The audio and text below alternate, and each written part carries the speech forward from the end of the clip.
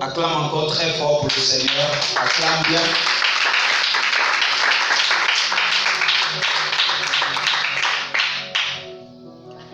Ce dont j'ai envie de nous parler ce matin, c'est comprendre le réveil personnel.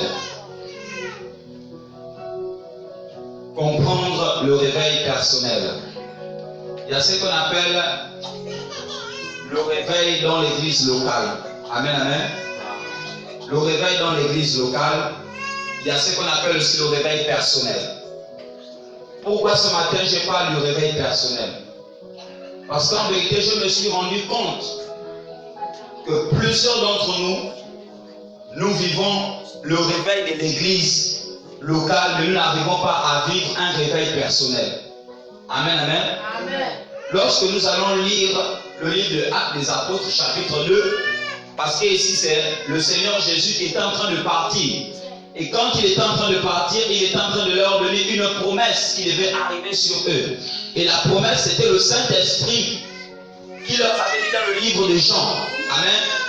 Et il est venu encore leur rappeler ça dans le livre des Actes des Apôtres, en leur disant que quand lui va partir, il y a l'Esprit de Dieu qui va venir sur eux. Et quand l'Esprit de Dieu va venir sur eux, l'Esprit de Dieu fera de eux des témoins. Alléluia.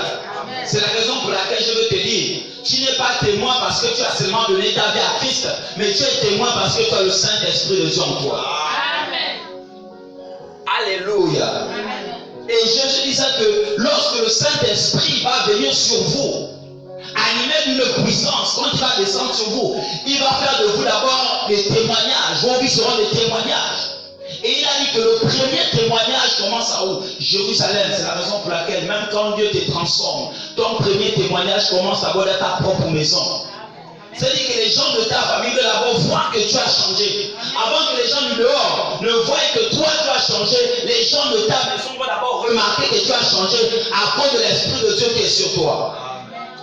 Alléluia. Amen. Et comme c'est un message qui est très court, bien aimé, vous devez comprendre que ce qui avait amené le réveil à l'époque, c'était d'abord la conscience. C'était la conscience du Saint-Esprit en eux.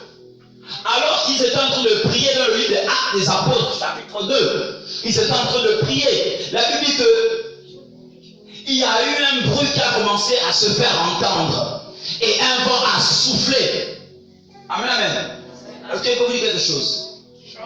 Si vous avez lu le livre des Jean, les dernières épîtres des Jean, vous allez remarquer que Jésus souffle sur les disciples. Il dit recevez le Saint-Esprit. Amen, amen. Amen. Mais c'est la même image encore qu'on voit dans Actes des Apôtres, quand le vent souffle sur eux. Alléluia. Amen. Amen, amen. Amen. Et dans Actes des Apôtres, le chapitre 2, la Bible dit que quand le Saint-Esprit est descendu sur eux, il y a des gens qui ont reçu le don de prophétie.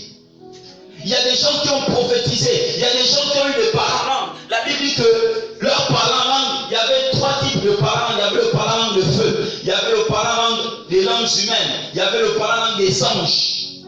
Amen, amen. Et la Bible dit qu'il y avait des étrangers qui étaient venus là, qui étaient venus des quatre coins du monde, qui étaient venus des quatre coins de Jérusalem. Et certains les entendaient prier dans leur langue maternelle. Ils disaient, mais ces gars-là, ils sont fous, ils ont bu. Et après, plus tard, l'apôtre Pierre, on dit non, ils n'ont pas bu. Ils ne sont pas ivres comme vous le pensez, mais ils sont remplis de l'esprit.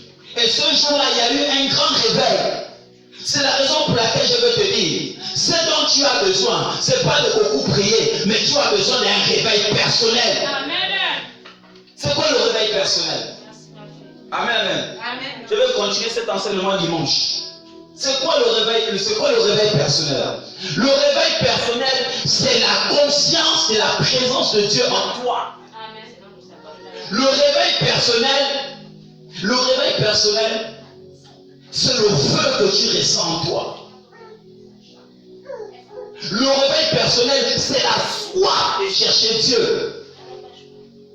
Quand on lui encore dit à quelqu'un de venir prier, lorsqu'on dit à quelqu'un encore de chanter, lorsqu'on dit encore à quelqu'un qu'à cette heure on doit prier, bien aimé, tu as besoin de vivre le réveil. Bien aimé, parce que lorsque tu vis le réveil, quand tu commences à à vivre le réveil, tu n'auras pas besoin que les gens te disent viens prier. Toi-même dans ta chambre, tu commences à prier. Il y a d'autres personnes ici, là, ils ne peuvent pas prier seuls. Ils ont besoin d'abord que les autres viennent prier avec eux. Et tant que les autres ne sont pas là, ils ne peuvent pas prier. Et tu as besoin de voir le réveil. Bien aimé. Beaucoup de gens parlent du réveil. Le réveil, ce n'est pas lorsqu'une église s'est remplie. Le réveil, c'est la conscience de la présence de Dieu en toi. Le réveil aussi, c'est la conscience du retour de Christ. Puisqu'on sait que Jésus revient, on doit se sanctifier, on doit vivre la sainteté, on doit prêcher l'évangile. Amen, amen. Et tu as besoin de vivre le réveil. Bien-aimé, qu'est-ce qui faisait en sorte que les disciples prêchaient l'évangile? Malgré qu'on les tapait, malgré qu'on les mettait dans les prisons. La Bible dit que quand ils sortaient des prisons, ils bénissaient l'Éternel. Et la Bible dit qu'ils prêchaient l'évangile 2 fois plus. À cause de quoi? À cause du réveil, la soif, le feu qu'ils ressentaient en eux. Le besoin de prier, le besoin d'adorer, le besoin de chanter, le besoin d'évangéliser. Tu as besoin de vivre le réveil. Parce que quand tu vis le réveil, bien-aimé, ta maison devient une chaudière.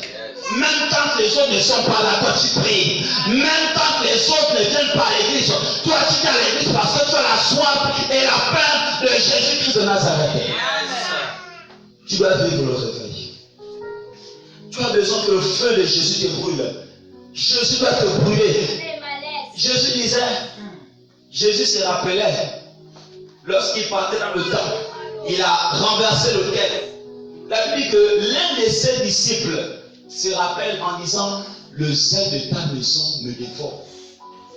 Quand tu commences à vivre le réveil, bien-aimé, c'est un feu que tu ne peux pas expliquer. C'est un feu que tu ressens toi. Un besoin de prier, un besoin de chanter, un besoin d'adorer, un besoin d'aller évangéliser. Mais quand on doit t'efforcer toujours à aller à l'église, on doit t'efforcer toujours à prier, on doit t'efforcer toujours à intercéder.